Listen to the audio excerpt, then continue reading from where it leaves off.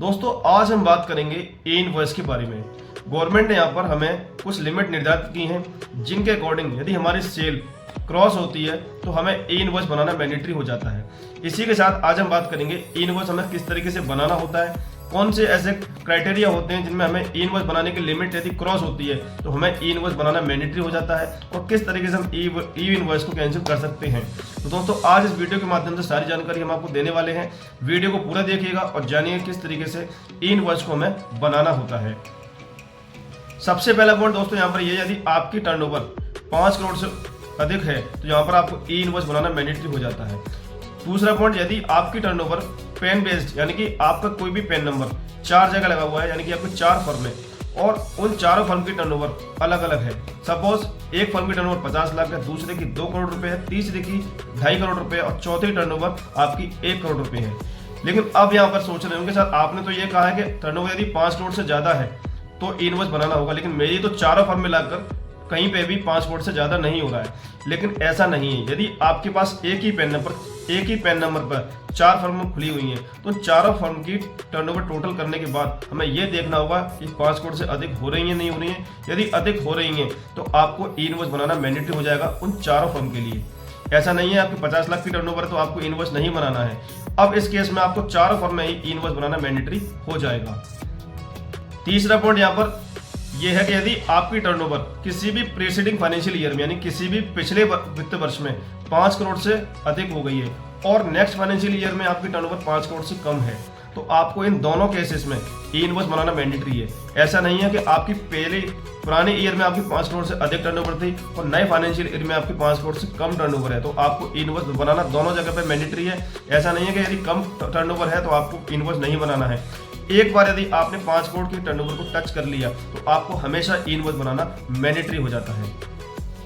कौन कौन से ऐसे डॉक्यूमेंट्स होते हैं, कौन से ऐसे इनवॉइसेज होते हैं जिनके अगेंस्ट में हमें ई इनवॉइस बनाना होता है। सबसे पहला पॉइंट यहाँ पर यह है, सबसे पहला डॉक्यूमेंट टैक्स इनवॉइस, दूसरा डेबिट नोट, तीसरा क्रेडिट नोट। यदि हम किसी को डेबिट नोट और क्रेडिट नोट दे रहे हैं उस केस में भी आपको ई इनवॉइस बनाना है यदि हम टैक्स इनवॉइस का ई इनवॉइस बना रहे हैं। चौथा पॉइंट दोस्तों यहाँ पर यह है, यदि कोई भी ई इनवॉइस हमें बनाना है तो हमें केवल B2B सप्लाई पर ही ई इनवॉइस बनाना होता है। B2C सप्लाई यदि हम किसी भी व्यक्ति को करते हैं तो यहाँ पर ई इनवॉइस बनाना मैंडेटरी नहीं है। यदि हम किसी भी रजिस्टर्ड पर्सन को गुड्स सेल कर रहे हैं तो यहाँ पर उन्हीं के लिए केवल ई इनवॉइस मैंडेटरी है।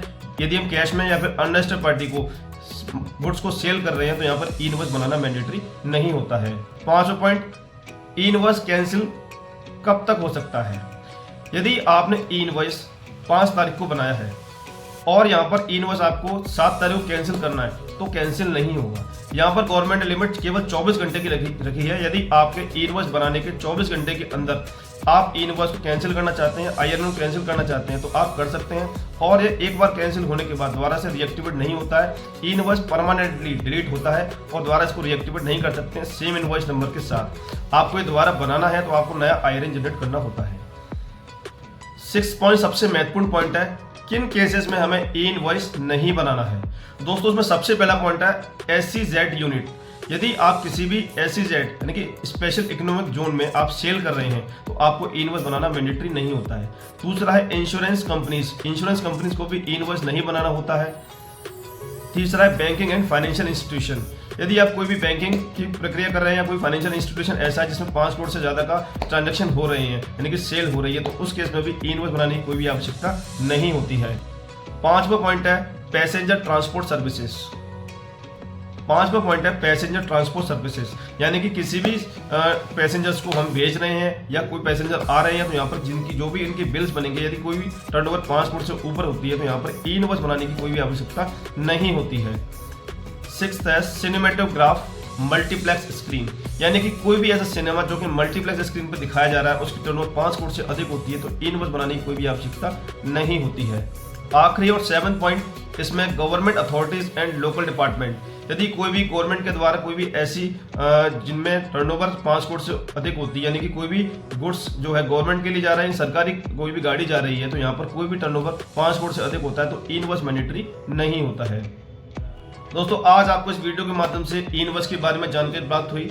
तो दोस्तों जीएसटी और इनकम टैक्स के बारे में जानकारी प्राप्त करने के लिए हमारी वीडियोस को लगातार देखते रहिए, चैनल को सब्सक्राइब कीजिए एंड लाइक कीजिए।